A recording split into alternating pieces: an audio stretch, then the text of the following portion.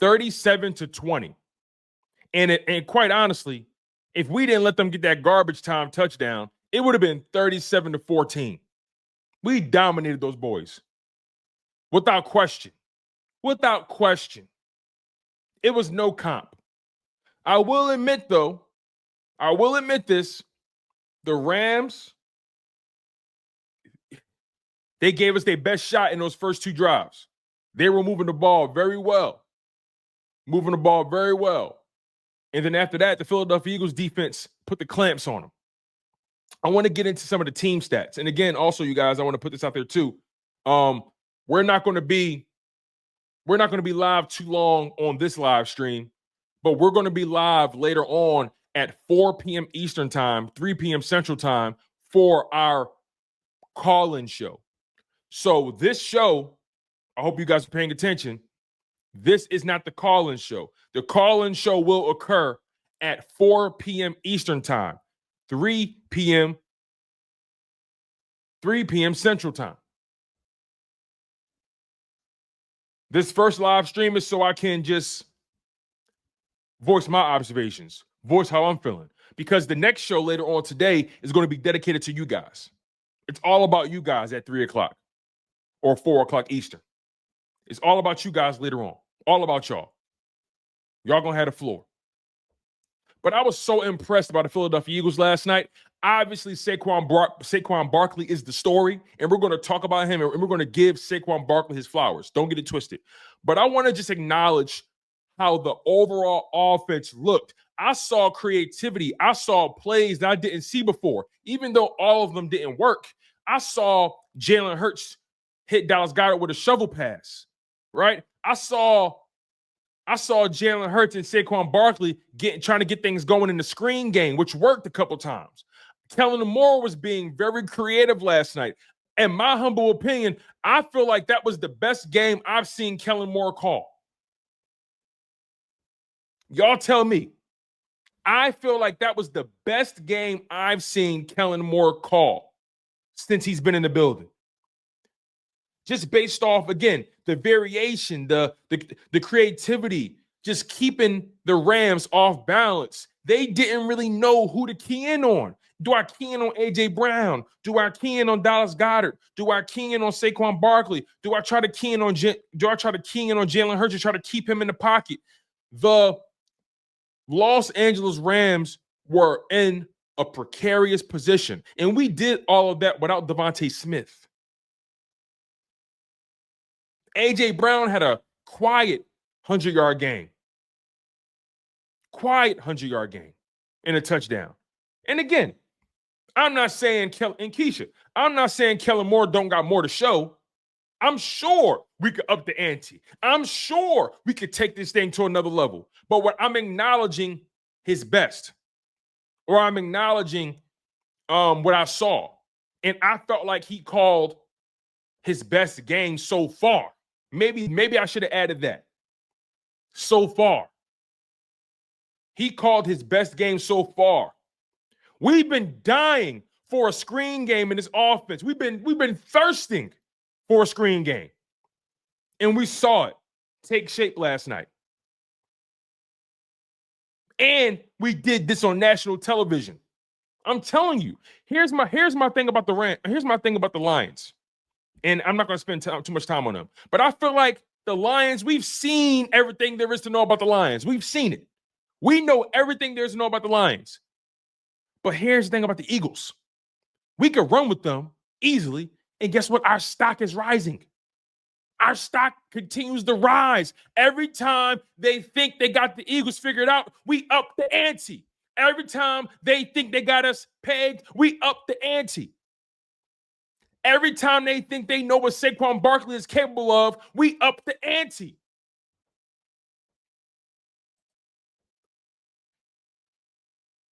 Last night, Saquon Barkley, over 300 yards from scrimmage, 2 touchdowns. He had a 70-yard touchdown and a 72-yard touchdown. He ended the game with 26 carries, 255 rushing yards. 255 rushing yards. And guess what? even if you take away the 142 yards on the touchdowns, he still had over 100 yards rushing. Still had over 100 yards rushing. He was averaging 10 yards a touch. He had 30 touches. This boy's bad, man. This boy's bad. He had 30 touches, 302 yards from scrimmage, averaged 10 yards a touch, 2 touchdowns. 2 touchdowns, 70-plus yards a pop. And then Kenny Gainwell got in on the action. 5 carries, 22 rushing yards, averaged 4 yards a carry, ran it in for a 13-yard touchdown that he earned. The offensive line did their job, but if you notice, Kenny Gainwell behind the line of scrimmage, he did that one cut to the left, found a hole, popped up, broke a tackle, got to the end zone. Saquon Barkley was excited for his boy. Kenny Gainwell was coming close all year long. And it was so good to see that from Kenny Gainwell. Very good to see that from Kenny Gainwell. And like I said, A.J. Brown, six catches, 109, a touchdown.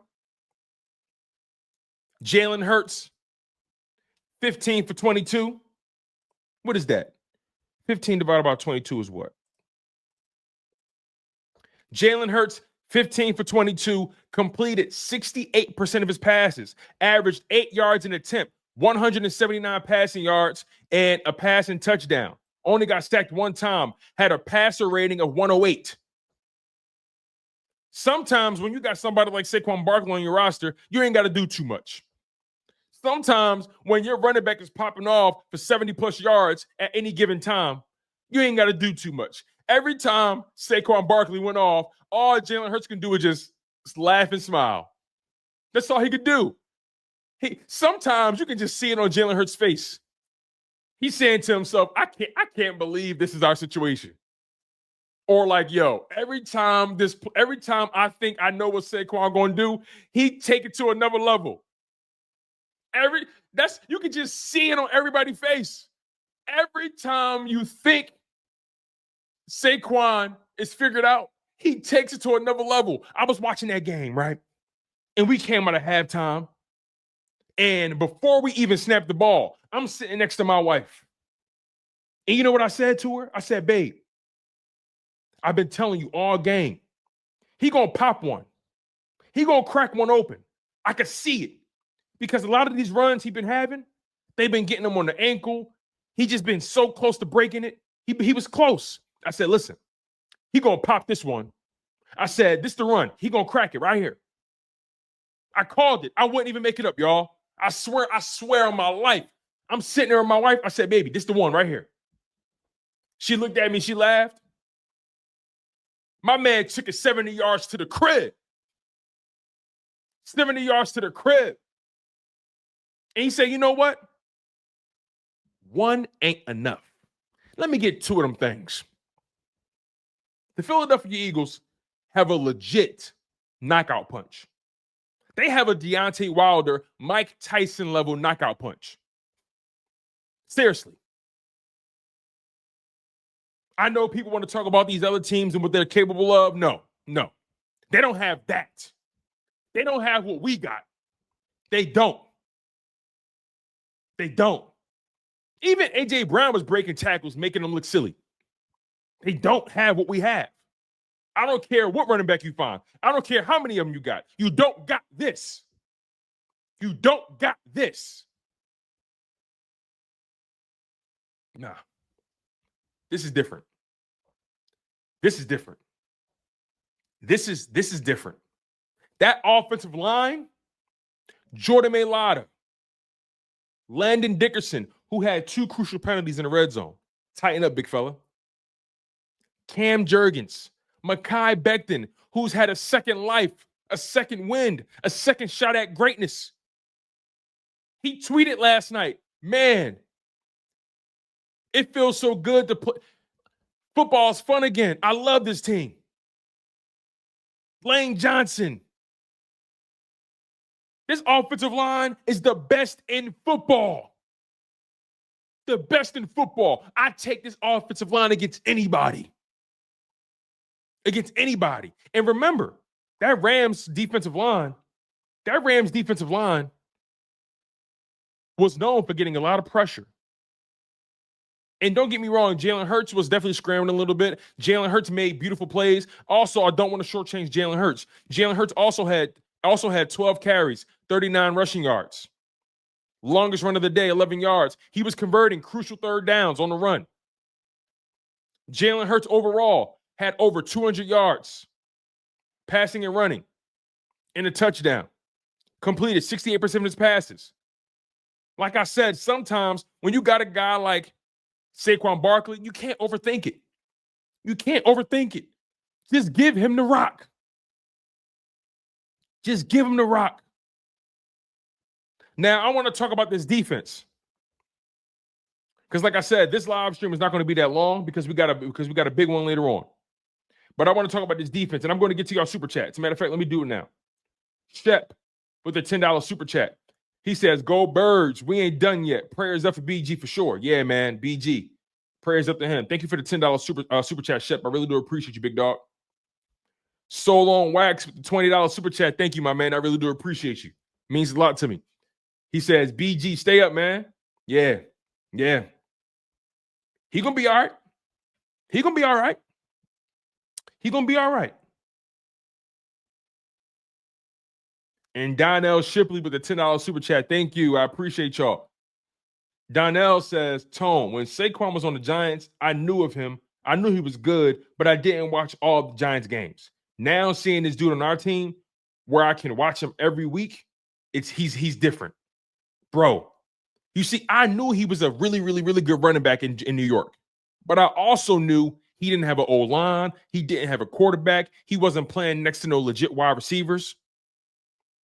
Saquon Barkley was carrying that organization on his back. I'm surprised they didn't shorten his career. Maybe they did. Who knows? But seeing Saquon Barkley in the Eagles uniform is still unfathomable. It's unbelievable. I can't even quantify how insane it is to even comprehend. And seeing what he's been able to do with this offensive line, playing with Jalen Hurts, playing with A.J. Brown, Devontae Smith, Dallas Goedert, this defense, I can't even. And guess what? I think it gets better. I think it gets better, Donnell. I think it can get better. That's the scary part about it. Like I knew he was good, but damn. The Giants have been wasting his career. The Giants wasted 5 years of his career. Wasted it. It's a crime. Thank you for the super chat, Donnell. Philip Thomas with the $2 super chat. Thank you, my friend. He said Barry Sanders 2.0. Now, here's the thing. Barry Sanders was doing all of that without an offensive line. Just saying. He was doing all that without an offensive line. But Saquon did great things without an offensive line too. But imagine if Barry Sanders had this Eagles offensive line. Imagine that. We see what the offensive line did for Saquon. Imagine if Barry Sanders had this offensive line. Thank you for the super chat, Philip. I appreciate you. Imagine that. Imagine Barry Sanders. My bad, Cam. My bad. What about the rest of them, though? What about the rest of them? He had one Hall of Famer. What about the rest of them? Just saying. But nonetheless, though, Barry Sanders is one of one. Saquon Barkley is one of one. One of one. Relative Time Works says Saquon equals the joy of football. That little kid excitement that we thought was left behind, absolutely unreal.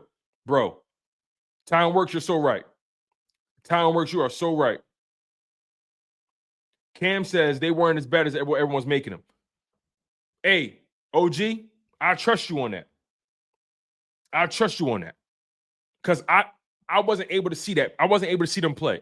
So most of the time when I hear people talk about them, they always say he didn't have an offensive line, all that kind of stuff. I always hear that.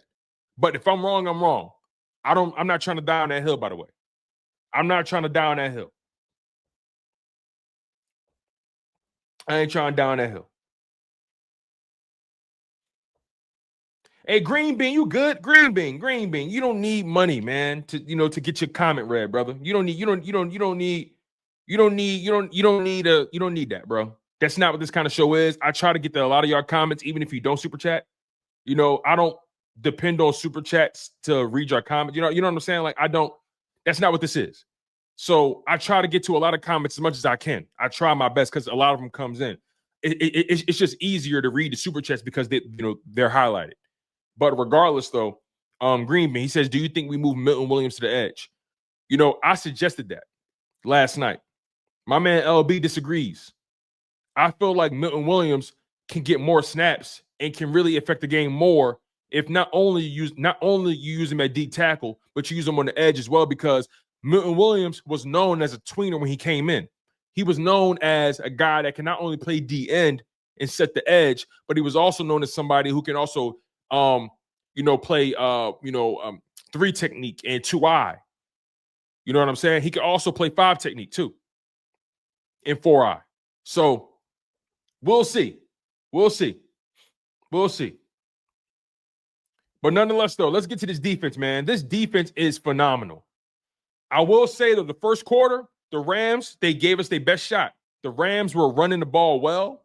Their play action game was working. They were really attacking Darius Slay's side of the field because they knew they had a mismatch with Puka Nacua. The Eagles shut down Cooper Kupp for most of that game. Matter of fact, they shut him down. I'm not even counting that whack-ass garbage time touchdown. That was for the fantasy owners. But Puka Nacua, listen, Puka's a good wide receiver. He had 9 catches, 117 yards. You know what I'm saying? He did what he was supposed to do, especially on a smaller defender. My man LB and Simone was giving Puka his flowers last night. They said, Puka different.